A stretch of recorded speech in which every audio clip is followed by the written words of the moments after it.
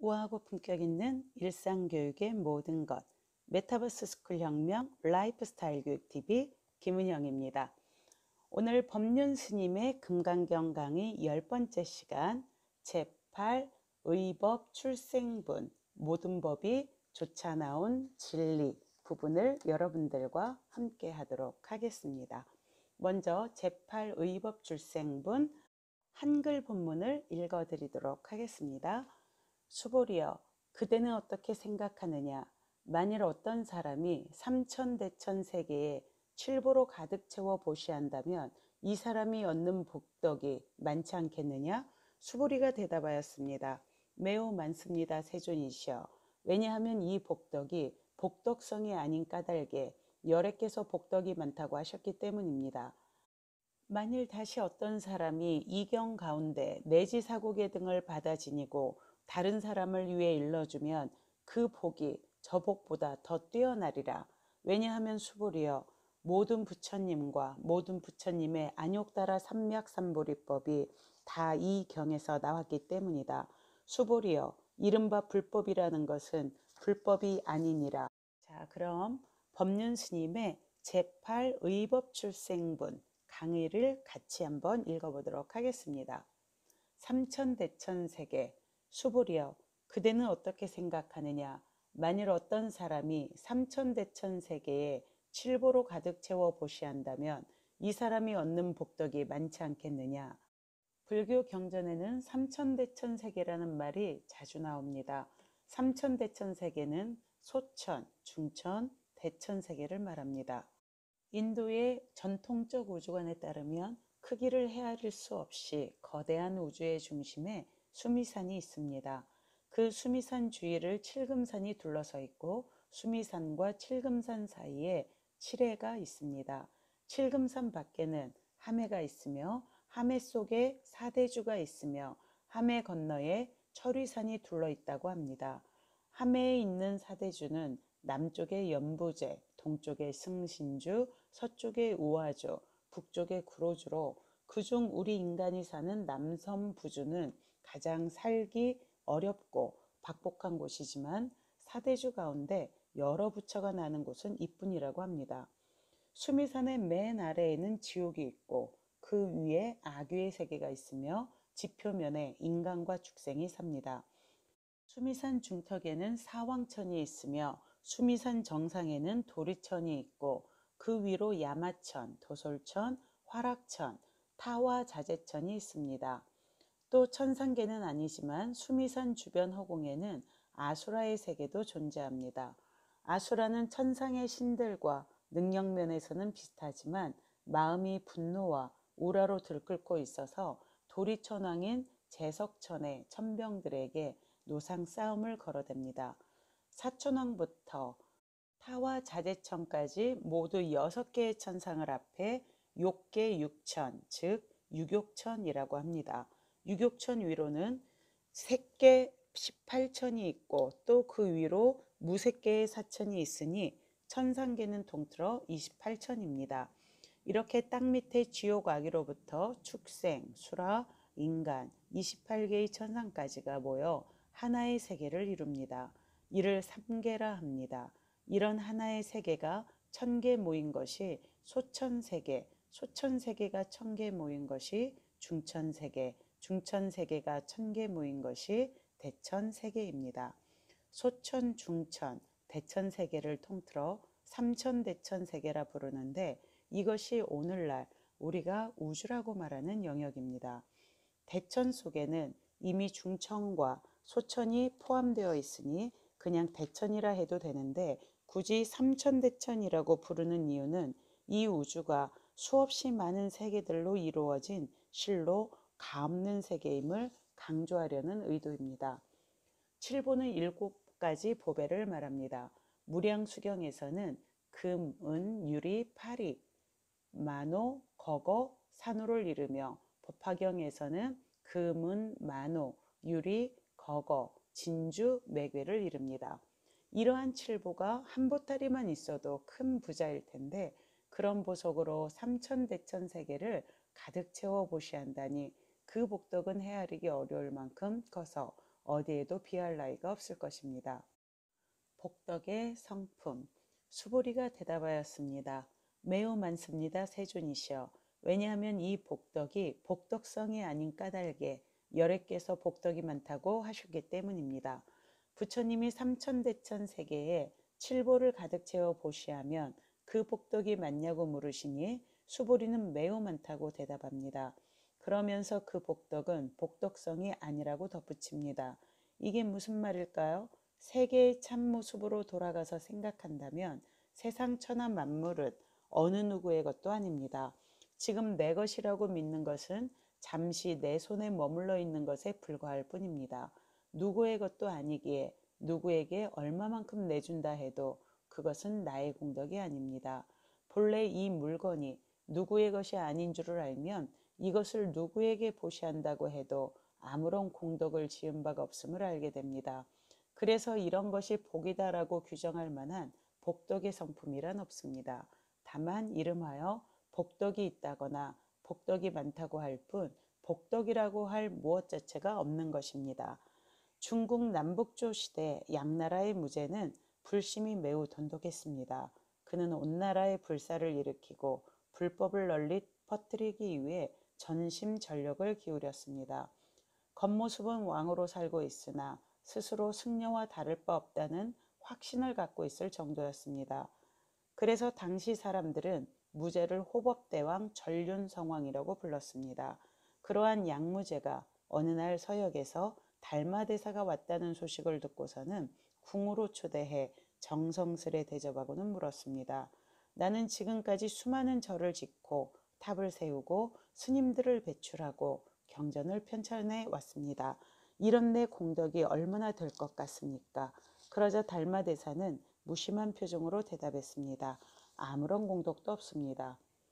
달마대사가 양무제에게 아무 공덕이 없다고 말한 이유는 그가 불사에 대한 상을 가지고 있었기 때문만은 아닙니다.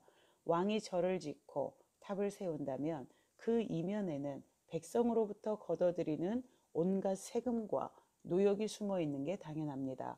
겉으로는 왕이 보시한 것 같고 왕의 이름이 빛난다 할지라도 그 본질을 꿰뚫어 보면 그 모든 불사는 하나같이 백성들이 한 일입니다.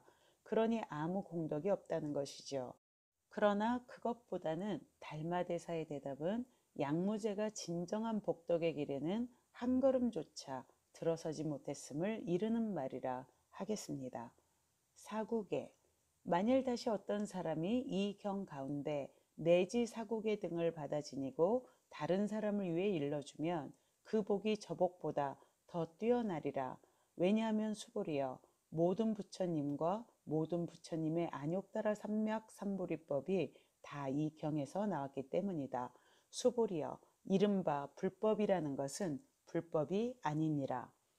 사국이란 본래 4개의 구절로 이루어진 개송을 뜻하지만 흔히 경전의 핵심 내용을 함축한 구절을 말합니다. 사국예를 수지한다는 말은 금강경을 손으로 받아서 늘 가지고 다닌다는 말이 아닙니다. 술한 사국예에 담긴 소식을 듣고 아 그렇구나 하고 깨달아서 마음으로 깊이 받아들이는 것을 의미합니다. 하지만 사람들은 흔히 불법의 이치를 깨닫고도 막상 일상생활을 하다 보면 언제 그랬냐 싶게 다시 탐진치 삼독에 사로잡힙니다. 금강경을 받기는 받았지만 지니고 다니지 않고 받은 그 자리에 놓고 나와버리는 격입니다. 그래서 늘 마음속에 새기는 공부가 중요합니다. 이것이 지입니다. 금강경을 수지한다는 것은 그 가르침을 삶의 양식으로 삼아 경계에 부딪힐 때마다 나를 돌아보는 지표로 삼는다는 뜻입니다. 그렇게 사고계를 수지한 뒤에는 다른 사람도 이 가르침을 만나서 자유롭고 행복하게 살아갈 수 있도록 전해주어야 합니다. 이것은 단순히 사람들에게 금강경을 읽어보라고 권유하라는 것이 아닙니다. 상대의 상황과 조건을 잘 살펴서 그가 진심으로 이 법을 받아들일 수 있도록 전하는 한편 이 법을 가슴에 지니고 일상에서 실천해 나갈 수 있게 도와주어야 합니다. 이것이 위타인설입니다. 사고계를 받아 지니고 다른 사람에게 전하는 복덕은 삼천대천 세계에 칠보를 가득 채워 보시하는 복덕과는 비할 수 없는 복덕입니다. 칠보로 보시하는 공덕이 아무리 크다 해도 그것은 언젠가 다함이 있는 유루복이지만 상이 있는 모든 것이 다 허망함을 깨닫는 데서 오는 복은 다함이 없는 무루복입니다. 그러므로 그 둘은 도저히 비교가 되지 않습니다. 또한 깨달음으로 무루복을 닦아 나가는 이에게는 측량할 수 없는 복이 돌아올 뿐 아니라 유루복에 따라 다니는 재앙이 찾아올 여지가 없습니다. 복덕이 없으므로 복덕이 많은 이치가 바로 이것입니다. 그런데도 사람들은 작은 복에 마음이 팔려 정말 큰 복을 놓치기 일쑤입니다. 정말 심오하네요. 복덕이 없으므로 복덕이 많은 이치가 바로 이것입니다. 저도 또한 작은 복에 마음이 팔려서 정말 큰 복을 놓친 경우가 진짜 많았던 것 같습니다. 저도 정말 반성해야 되겠습니다. 자, 그 다음 방생의 공덕 함께 하겠습니다. 세상에서 죽어가는 생명을 살려주는 은혜만큼 큰 은혜는 없습니다. 그래서 방생의 공덕이 크다고들 말합니다. 그런데 복에 마음이 팔리게 되면 방생의 참뜻인 생명을 살리는 일에는 관심이 없고 방생이라는 형식을 통해 복을 얻는 데에만 급급하게 됩니다. 복을 얻기 위해 남의 생명을 수단화시키는 일은 결코 방생이 아닙니다. 흥부가 제비다리를 고쳐주듯이 생명의 아픔에 동참하는 것, 다른 이의 상처가 치유되는 기쁨을 함께 누림으로써 나 역시 행복하다는 것이 불법의 가르침입니다. 흥부는 제비다리를 다만 안타까운 마음으로 치료해 주었고 그랬기 때문에 그의 선행은 한량없는 공덕으로 돌아온 것입니다. 그런데 무주상 보시의 공덕이 엄청나다는 말을 듣고는 보시를 하면서 한사코 이름을 밝히지 않겠다고 고집하는 사람도 있습니다. 물론 이름 내는데 연연하기보다는 이름을 밝히지 않는 게 좋은 일이긴 합니다. 하지만 무주상보시의 참뜻은 이름을 내고 안 내고에 있지 않습니다. 많은 사람이 다니는 큰 길가에 이름을 내걸었다 해도 돌아올 복에 대한 기대를 갖고 있지 않으면 그것이 오히려 무주상보시입니다. 반면에 이름은 드러내지 않으면서도 내심 자기에게 돌아올 복을 기대한다면 그것은 무주상보시가 아닙니다. 그러한 기대감은 언젠가는 실망과 배신감으로 돌아올 뿐이지요. 복이라 할 게 없음을 아는 것이 복 중에 가장 큰 복입니다. 깨달음의 눈으로 보면 복이라 할 게 없습니다. 그래서 부처님은 다만 이름하여 복이라 부른다고 하셨습니다. 옳고 그름 역시 그렇습니다. 다만 인연 따라 그때그때 상황 속에서 잠시 형상을 갖추고 나타나는 것이지 옳다 그르다 할 본래의 성품이 없습니다. 불법 또한 예외가 아닙니다. 이것이 불법이다라고 절대화시킨 진리는 이미 진리가 아닙니다. 자, 이렇게 제8 의법출생분 여러분들과 함께 했습니다. 오늘도 법륜 스님의 이 금강경 강의 속에서 그야말로 다만 이름하여 복이라 부른다 라는 말씀처럼 저희에게 또 다른 정말 깨달음을 주시는 말씀들이 참 많았던 것 같습니다. 요즘 우리 현대인들이 정말 많이 집중하는 언어 중에 하나가 복과 운이죠. 근데 지금 스님의 가르침 속에서는 부처님께서 바로 돌아올 복에 대한 기대를 갖지 않는 무주상보시에 대해서 우리들에게 깊이 가르침을 주셨다는 말씀 나눠주신 것 같습니다. 저도 명심해서 다시 한번 정진해 나아가 보도록 하겠습니다. 오늘 함께 해주신 여러분 깊이 감사드리고요. 말씀 나누어 주신 법륜 스님께도 깊이 감사드립니다. 감사합니다.